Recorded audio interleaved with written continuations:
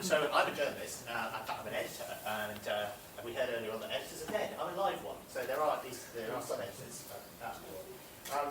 However, although I'm a journalist, and that's what I've done my whole career, I trained as a computer scientist because when I was a teenager I read lots of sci-fi, and I also read this book here, The Policeman's Beard, It's Half Constructed. Anyone know this book?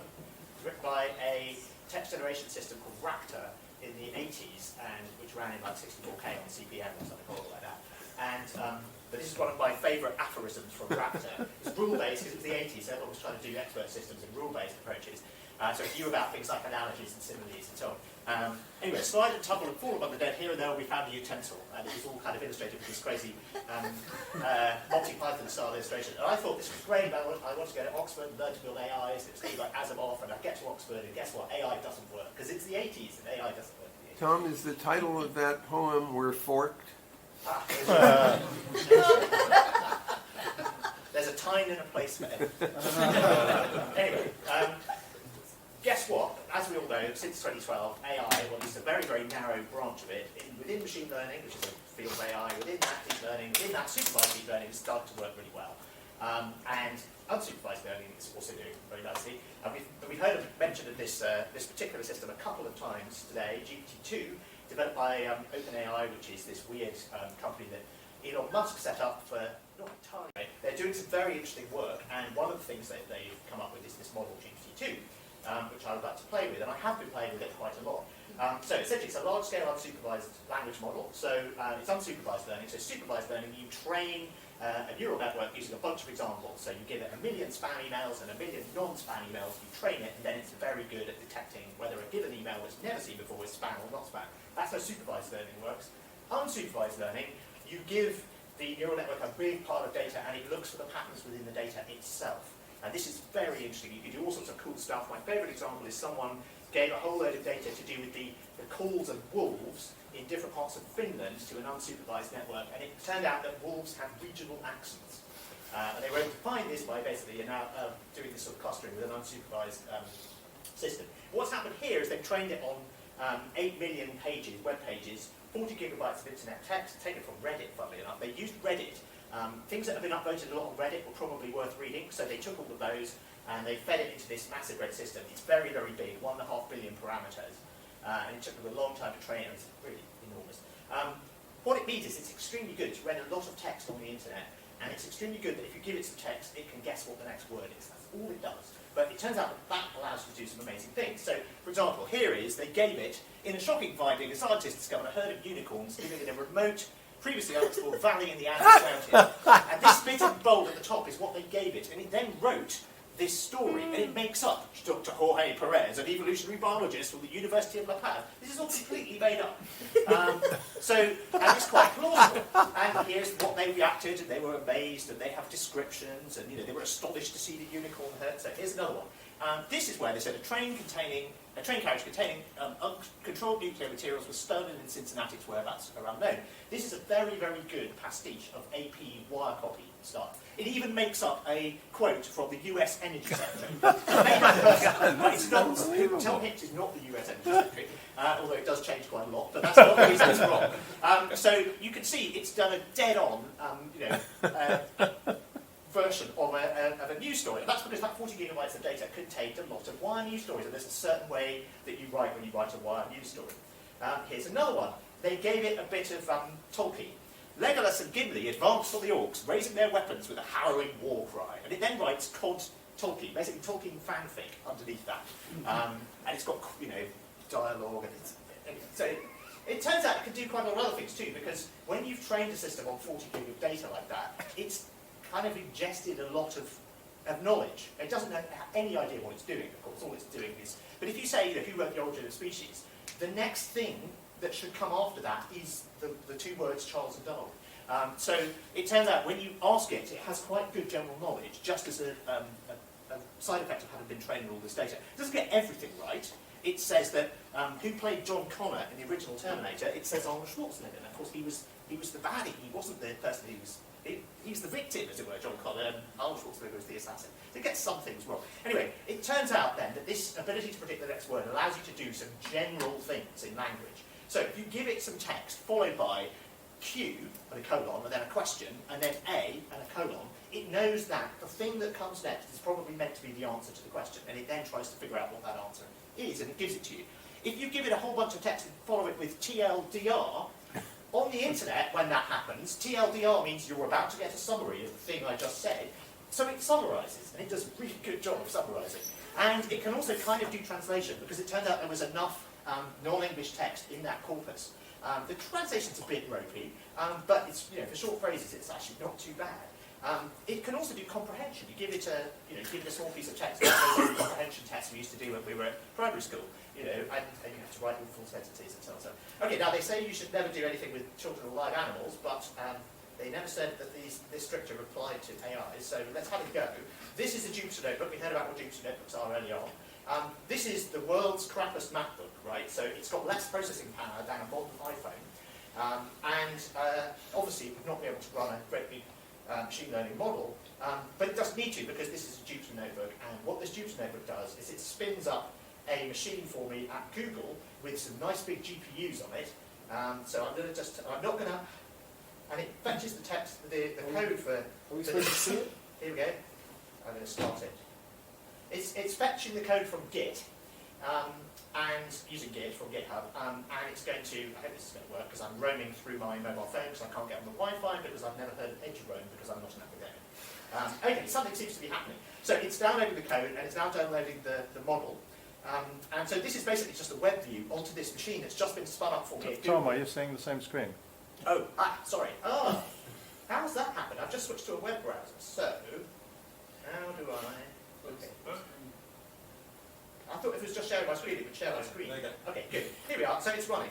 So this is the Jupyter notebook here, and it's just, you can just see here with this progress bar, it's fetching I'm not asking it to get the full version of the model. So yes, this is the example of the model. Because you could obviously use this to generate fake news stories, OpenAI were very kind of, well, we're not going to release it into the wild, bad people might do bad things with it. This was, frankly, theatre. But they have stuck to their guns, they've released it gradually, and they've just released the full version. I'm going to use the half-size version here, just because the full version will take too long to download into that You remote have machine. 3 minutes left. Okay. Good timing. Okay. Well, anyway, so what you can then do, once it's running, is you can take some text. So we can, for example, take the beginning of the Future of Text Symposium stuff here, and we can just give it this text, and then we can, okay, I think it's ready to roll. We can pop back into here, and we can say, here we are, conditional sample generation. So let's do text completion down to here, and we run this. Check that's set to 4.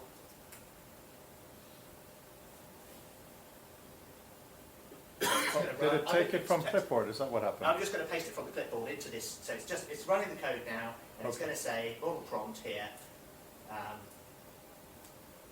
Anyway, you get the picture. It's going to generate. So I'm going to give it 2 paragraphs of your introduction, and it's then going to generate some more stuff in the same style, and that's what it's very good at. I'm not nervous. Okay, there's the model prompt. Now, what I could have said at the end was something like, this tells us 3 things about the future of text. 1 dot, and then you leave it. And it then knows it has to fill in 3 things, and it'll do 2 and 3, and it will, Here we go. There's the model prompt. Hasn't done anything yet. Let's give it another minute, so I like. There we go. The way we construct and consume information is a form of persuasion. So this is what it's come up with. I make it nice and big so you can see it. There you go. I mean, it's pretty good academic ease, isn't it? It does dabble science as well, globalish. It can produce McKinsey speak in as much quantity as you want, as well as AP. So it's very, very good at just producing kind of bullshit in any given genre. That's not bullshit. This is very... look at how repetitive that is. Yeah, The yeah. word influence shows up 6 times. I mean, there you go. So it's hit and miss, and you can try. Right, I'm just going to pop back to this because I thought, well, given that, not from the start. That's fine. Given that we have lots of people here who are talking about the future of text, I thought, in the interest of diversity, I mean, every speaker today has had one thing in common: they've all been a human. So in the interest of diversity, we ought to hear from a non-human. So I thought, let's interview GPT-2 about the future of text. And the way you do that is you write a preamble. Here's my preamble. So I wrote some preamble about text, and it goes back to Sumerians and making up. So straightforwardly, and then you give it this prompt at the end. Hello, have you ever been interviewed about this before? A. And then guess what? It knows that the next thing it has to do is play this game. So let's play the game. Okay, fair enough. I'm used to collecting answers as a journalist. Sounds like a good graduate student response. Yeah, okay. What's the state of the art in text generation? Well,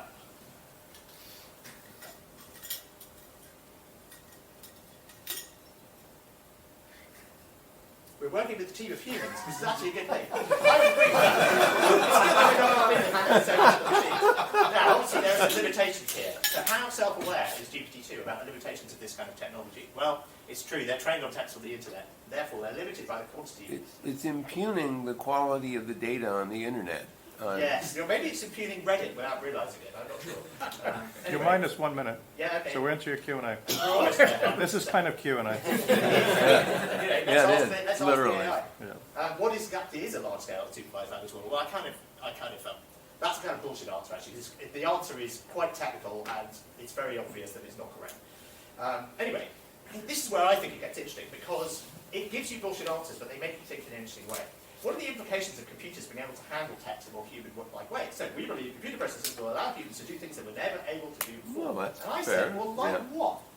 And it said this thing. Now, this is a bullshit answer, but it made me think because it said, creating a machine that thinks in human terms, that we use that machine to communicate with one another, then we can have the impact on human life. It can help us understand language and how we understand language and how we interact with each other. Now, in trying to make sense of this, if a human had said this to me, I'd have thought, what are they actually trying to say here? And where I came out was, another thing that people are working on, including Elon Musk, is these brain implants.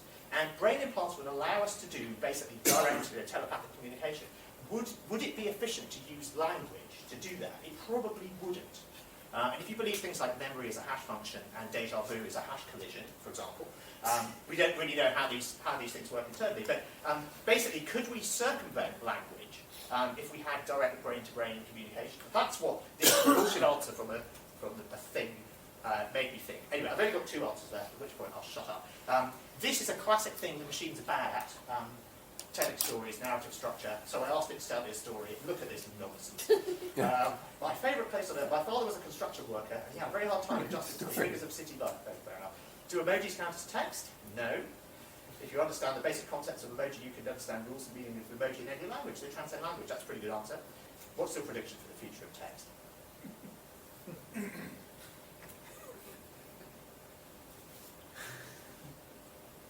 We'll need text-generated machines that are better than the best human writers. I hope that's wrong. And that's the end.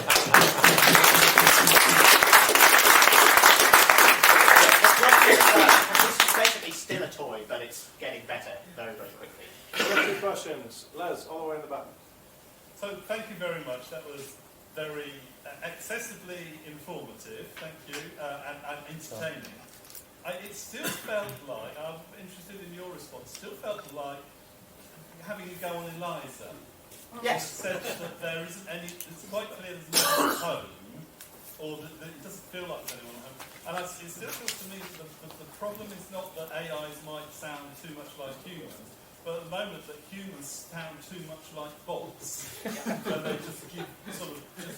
Well, it's worth remembering when they do Turing tests. They do the Lerner test where they put these chatbots up against people. Half of humans fail the Turing test. So, Yes, I always thought Turing underestimated how stupid people are. well, actually, if you look at Turing's original test, of course, it's about whether you can distinguish someone's gender. So his original test was much more subtle. And anyway, so no, but I take a point. It is like Eliza and it is like Raptor. But though you could see the rules there because they were rule-based systems, and this is you can see the cliches here because this is trained on a big group. But if you look at that with some of the WAIS work, earlier when you were on your way down, there was an example of you upload an abstract or PDF, it'll analyse to see who else in your group is certain. This will generate a paper, it'll just be garbage. Yeah, but the thing is the back and forth, Yeah. so it'll help you think. Yes. Okay, Harold. So, as great talk, great fun. You made the sort of standard comment that it's AI and not intelligent, whereas I am intelligent, which we all appreciate. But if you ask me, Harold, are you intelligent? the bullshit generator in here I've got and say, yes, of course I'm intelligent. And the thing is, I believe it. That's all fair. I think the problem here is the use of the term AI, which is very, very unhelpful. We should just call it machine learning or supervised deep learning and be done with it, because Because AI is just... if you believe in the church Turing thesis, there's no difference between this and this. Yeah, no, that's Okay. true. Adam, I think that's fair. But sorry, I just think just to get a few more, semantically it doesn't help. because this can go on for an hour. Adam, please. Just a brief analogy that I think I've always tried to use to understand these things. Like they're in robotics, right? The pursuit of intelligence and industrial control and so on. They've had human exceeding performance in a lot of settings for 30 years now, right? These amazing machines doing these spectacular feats of hacking into car assembly. We never really confuse them for intelligence, because the thing that obviously they cannot do is in an environment where there's anything that they haven't planned for, they fail miserably. And I'm pretty sure this is the same as these text generators. Yeah, I'm not saying They this is use intelligence. I'm statistical trying to models. emphasise how dumb they The are. way, the easiest way to break this would be simply do something very strange, and you would respond with, well, what the hell's going on here? Really quickly, bless you. Yeah, something quick. No, Yeah, just can I get on this line. Is that stupid, or is it just any human will be as stupid if we just iterate? I'm not sure that assessing this on a sort of scale of stupid or intelligent is maybe that's not the way to do it. This is what you can do when you train a deep network on a lot of text. You can do some things that start to look like they might be human some of the time, but a lot of the time they fail. It's very brutal. So Thank you very much. Cool. thank you.